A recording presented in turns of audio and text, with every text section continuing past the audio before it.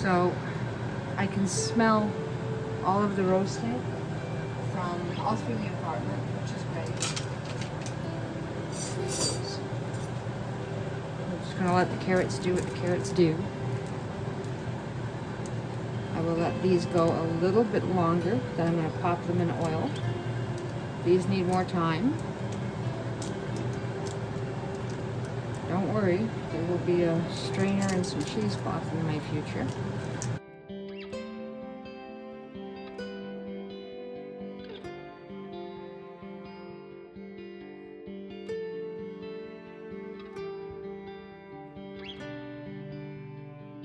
Dish. When you're finished with the garlic, you're going to add that to the oil, because the garlic will have released a fair amount of its chemicals and moisture, and what is left will permeate and infuse into that oil. Doing this trick for years.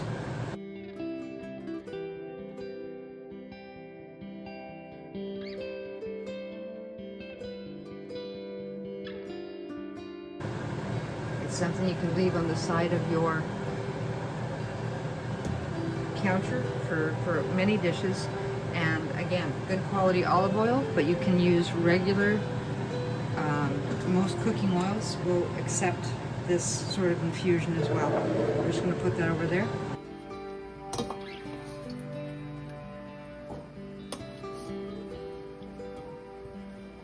Plenty of time to soak up liquid. Get back on it. We're going to very quickly take 1 cup of lentils,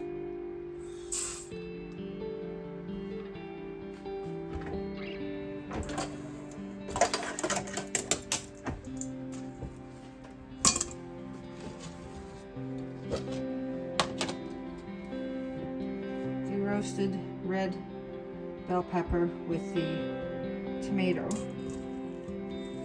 Make a mess.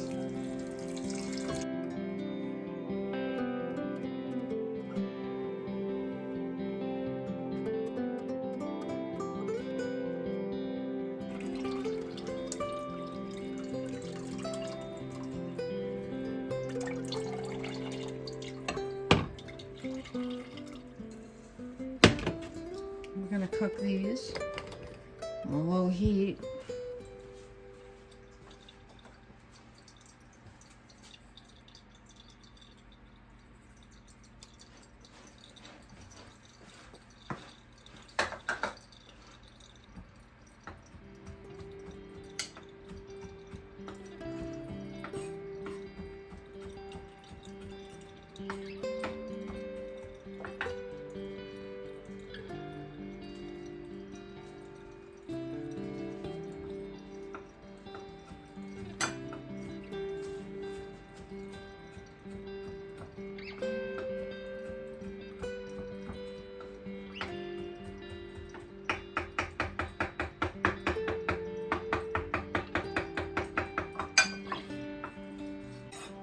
Used to me making noise.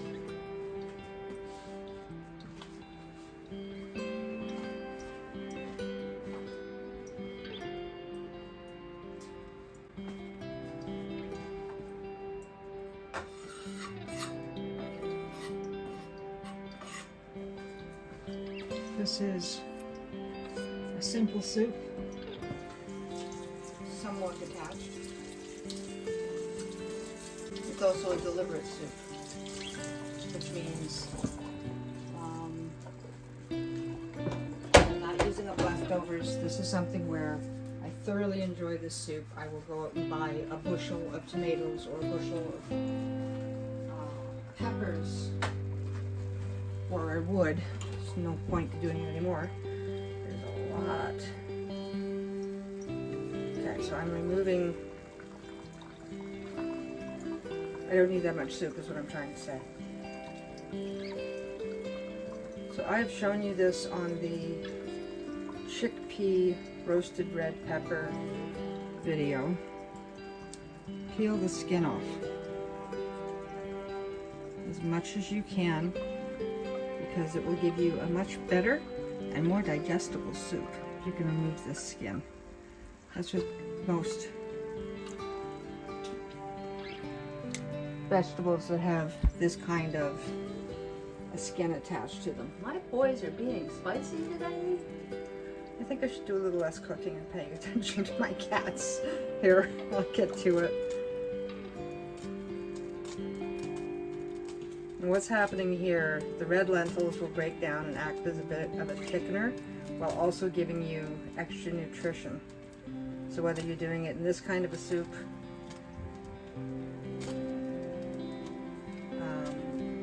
it replaces cream, sort of.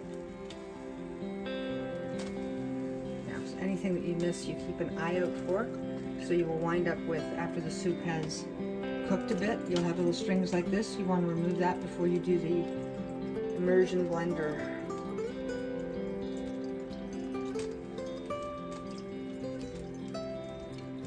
And you will need an immersion blender for this one.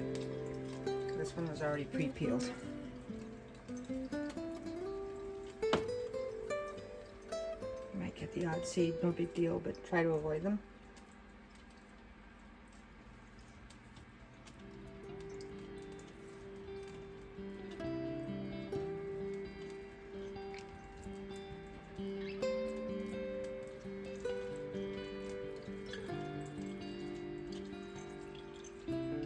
This is the flesh from the tomato. Remove the skin as well. Just keep the tomato part, remove the seeds. So that's just the skin.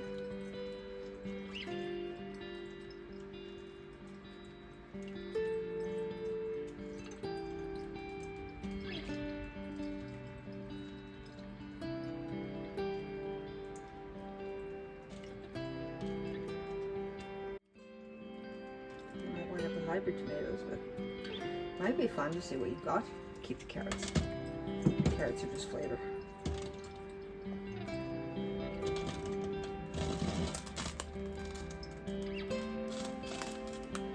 Some water in there.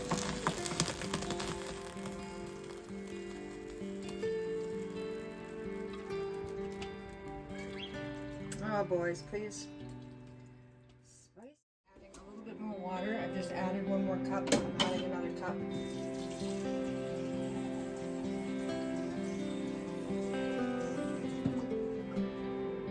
I don't want to thin things down too much. I'm still picking away at the tomato and the pepper.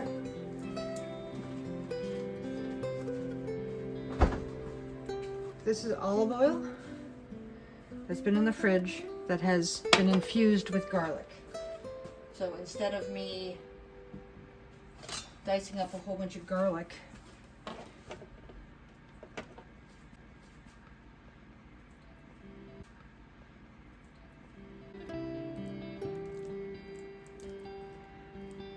popped it into some olive oil,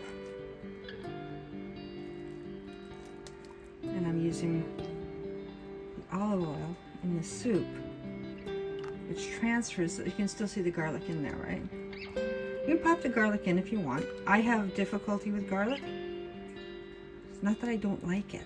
I truly, trust me, I love garlic. It's just I have difficulty eating it.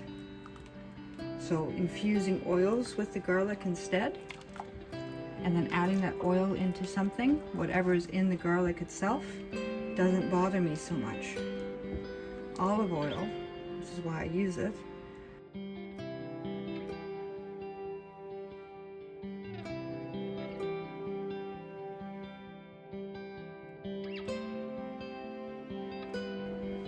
So all I'm going to do, I've managed to get that much extra moisture out. I'm just going to do this.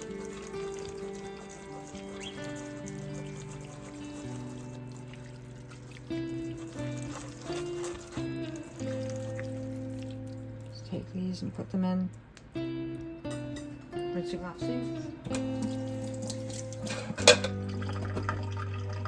And there you go. Any more carrots in here? One more. Two more. Okay. And all this does is it gives you some of the pulp back into that juice at the bottom of the bowl. That's why can skip the fine mesh cheesecloth on this and do the garlic thing if you want to. Just until all the mush is gone. Because that mush is actually quite valuable.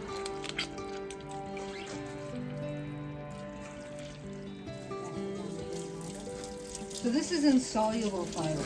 Again, I'm not a health food channel. This is just 1001 facts you didn't need to know because I picked up a book, right? I was wondering why something bothered somebody and not somebody else. And then I did some checking into whatever cooking technique and I realized a lot of the old, here, look at that. I don't know if you can see that. That is 2 full cups of extra juice that I got with a little bit of pulp in there. But anyways, there's a French style of soup that I learned. I don't do this for all soups, but with certain things that have this type of skin where it's difficult to digest, it's easier and better to eat. And by that, I just don't mean digestion. It's actually, it tastes better because it's silkier. So whoever came up with this idea either had incredible mouthfeel and just wanted everything to feel really good. I don't know why they came along with it, but a lot of French soups, this is the technique where you strain this out. And I came across it when I was reading things like, well, Julia Child's Master in the Art of French Cooking. There's the Escoffier, I believe it's what it's called. Not being in my hands at the moment. There, let me read it.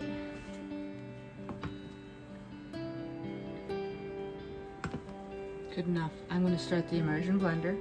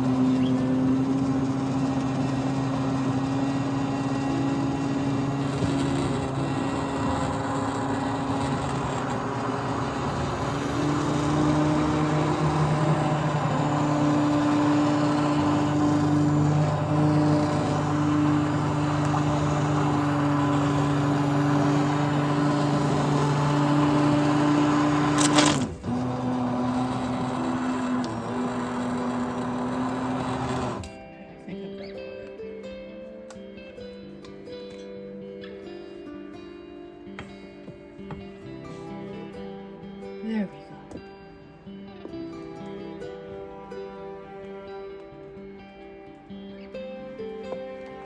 Yeah, we're just gonna let that simmer for a little bit longer. I don't even think I need to add cream. I'm gonna check something. It might be just enough.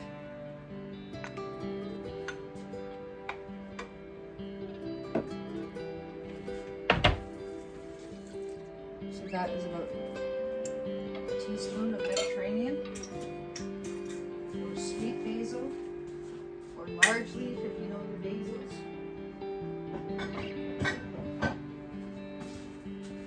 Last I checked, there were 80 types of basil. Like I said, 1001 facts you didn't need to know.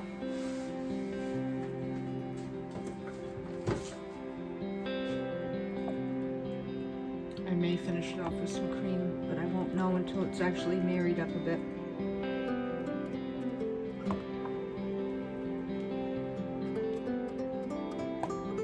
It's on the lowest setting. You can even turn it off at this stage. It's thick enough.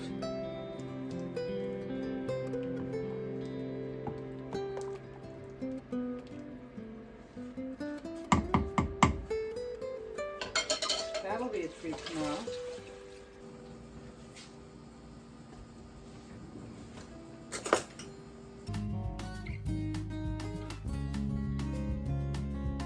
I wanted to make a few notes on this particular soup. It is truly one of my favorites, and I have done variations of this over the years. I have also cooked for many people over the years with different dietary needs or digestive concerns. I discovered that some foods also did not agree with me as time moved on. I've done a great deal of reading about ingredients, traditional cooking methods, and how foods were prepared in the past. I love history and learning about the things that we ate and how it evolved. Many older techniques were designed to improve flavor, preserve food, and make ingredients easier to use. Garlic infused oil is low FODMAP because garlic's flavor compounds dissolve into the oil, but the fructans that can cause the digestive discomfort don't. The result is garlic flavor with fewer digestive triggers, making it easier for many people to tolerate. And on lentils, they're easier to digest because they're split and hulled, meaning the fibrous outer skin has been removed, making them more gentle on the digestive system. Not perfect, but more gentle. I am not promoting any particular way of eating, and I'm not suggesting that there's only one correct approach. I am simply sharing techniques that have worked well in my kitchen and have helped me prepare food that could be more easily enjoyed by a variety of people. This is one of my best soups, and these techniques do make it a more pleasant eating experience. Please enjoy.